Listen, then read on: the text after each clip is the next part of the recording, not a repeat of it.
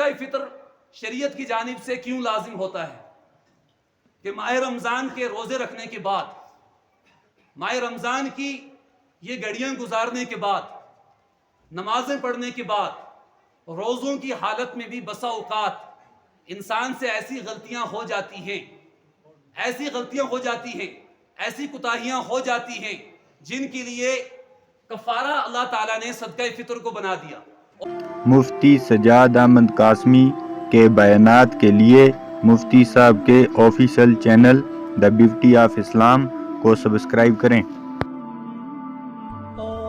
اور یہ صدقہ فطر جو ہے یہ روزے کی زکوٰۃ ہے۔ جس طرح مال کی زکوٰۃ انسان ادا کرتا ہے، اسی طرح روزوں کی زکوٰۃ جو ہے یہ صدقہ فطر ہے۔ آپ حضرات باتیں سنیں، جب آپ کے سامنے پہنچیں گے آپ معاملت کرنا ہے انشاءاللہ، بات کو غور سے سمجھنا۔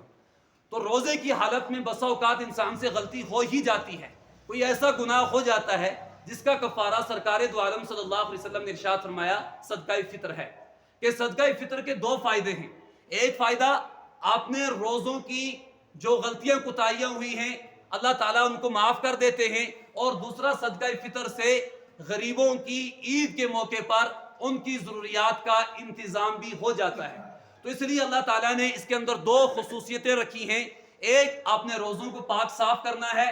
روزوں کے اندر جو غلطیاں ہوئی ہیں اللہ سے دعا بھی کرنی ہے اور صدقہ فطر بھی ادا کرنا ہے تاکہ روزے پاک اور صاف ہو جائیں۔ اور دوسرا صدقہ فطر دینے کا فائدہ یہ ہے کہ بہت سارے غریب، بہت سارے مساکین، بہت سارے یتیم ایسے ہوتے ہیں کہ جن کے پاس اور کوئی ضرورت اس طرح پوری کرنے کے لیے کوئی اور امداد کا ذریعہ نہیں ہوتا، تو اللہ تعالیٰ نے ان کی عید کے موقع پر ایسا انتظام فرمایا کہ تاکہ عید سے پہلے جب ہم صدقہ فطر ادا کریں گے، وہ بھی عید کے موقع پر اپنے لیے کچھ خرید سکیں گے، اپنے گھر کے اندر کچھ انتظام کر سکیں گے تاکہ ان کی بھی کفالت ہو جائے۔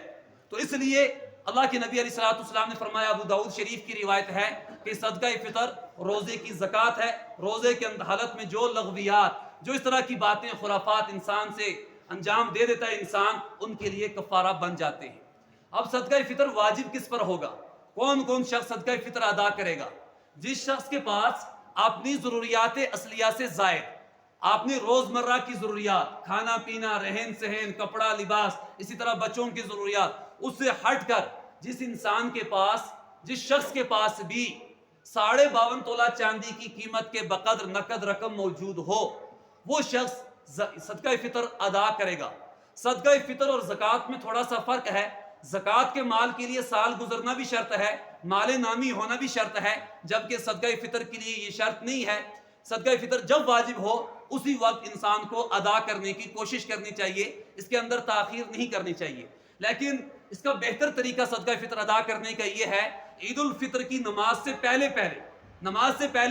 صدقہ فطر ادا کر دیا جائے، اور ماہ رمضان کے اندر بھی صدقہ فطر دے سکتے ہیں تاکہ وہ غربا، وہ مساکین جن کی کفالت کا اللہ تعالیٰ نے تمام ایمان والوں کو ذمہ دار بنایا ہے، وہ بھی اپنی ضرورتوں کو پورا کر سکے۔ اور عید کی نماز سے پہلے ادا کریں گے تو صدقہ فطر ادا ہو جائے گا، اور اگر کوئی شخص عید کی نماز کے بعد دے گا تو وہ عام صدقہ ہوگا۔ صدقہ فطر کا جو ثواب تھا وہ ثواب نہیں ملے گا، اس کا ثواب تبھی ملے گا کہ رمضان سے لے کر عید الفطر کی نماز سے پہلے انسان صدقہ فطر کو ادا کر دے۔ اب یہ صدقہ فطر دینا کس کو ہے؟ کون شخص صدقہ فطر کا مستحق ہے؟ کون سا شخص صدقہ فطر لے سکتا ہے؟ صدقہ فطر انہی حضرات کو دیا جا سکتا ہے جن کو انسان زکوٰۃ دیتا ہے۔ جو زکوٰۃ کے مصارف ہیں وہی صدقہ فطر کے مصارف بھی ہیں۔ ہاں،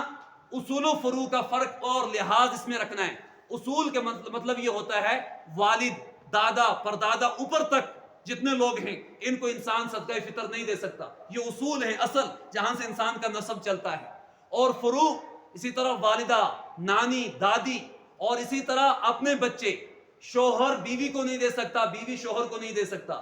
اپنے بچوں کو نہیں دے سکتا، پوتوں کو نہیں دے سکتا، نواسوں کو نہیں دے سکتا۔ یہ اصول و فروع کے اندر آتے ہیں۔ ان کو نہ زکوٰۃ دے سکتے ہیں اور نہ ہی ان کو صدقہ فطر دے سکتے ہیں۔ صدقہ فطر بھائی مستحق ہے اس کو دیا جائے، بہن مستحق ہے اس کو دیا جائے، چاچا مستحق ہے اس کو دیا جائے، کوئی اور رشتہ دار ہے، بستی کا ہے، محلے کا ہے جو مستحق ہے اس کو دیا جائے۔ لیکن اپنے بچوں کو بھی نہ دیں، اور بیوی شوہر کو نہ دے، شوہر بیوی کو نہ دے، اسی طرح دادا پردادا اوپر تک، اور دادی، اسی طرح نانی وغیرہ، ان کو صدقہ فطر بھی نہیں دیا جائے گا، ان کو زکوٰۃ بھی نہیں دی جائے گی، ان کے لیے ان کی کفالت جس طرح انسان پر عائد ہوتی ہے ذمہ داری ان کو ادا کرنا ہے، تو اس کے علاوہ بھائی مستحق ہو، بہن مستحق ہو، ان کو صدقہ فطر ادا کر سکتے ہیں، دے سکتے ہیں۔ اور اس طرح محلے کے اندر دیکھیں، اپنی بستی کے اندر دیکھیں، اپنے پڑوسیوں کو دیکھیں جو ایسا مستحق ہے جس کی ضرورت پوری بھی نہیں ہو سکتی، یا اولاد کی وجہ سے کہ اخراجات زیادہ ہیں اور ان کی کفالت کی وجہ سے اس پر صدقہ فطر جائز ہو جاتا ہے، تو اس کو اپنی ضروریات پورا کرنے کے لیے مشکل سے اس کی ضرورت پوری ہوتی ہے، تو ایسے اشخاص کو صدقہ فطر دے سکتے ہیں۔ اور اس کے علاوہ مدارس اسلامیہ یہ دین کے گہوارے ہیں، دین کی اشاعت کا ذریعہ ہیں، یہاں پر بھی دیا جائے تو یہاں پر انسان کو دو ثواب ملتے ہیں، ایک تو صدقہ فطر دینے کا، اداروں کی معاونت کرنے کا، اور دوسرا اشاعت دین کا کہ ان اداروں کے ذریعے سے دین کی اشاعت ہوتی ہے، ان کو صدقہ فطر دیا جائے۔ تو صدقہ فطر کا وقت ماہ رمضان سے لے کر عید الفطر کی نماز سے پہلے تک صدقہ فطر ادا کیا جائے۔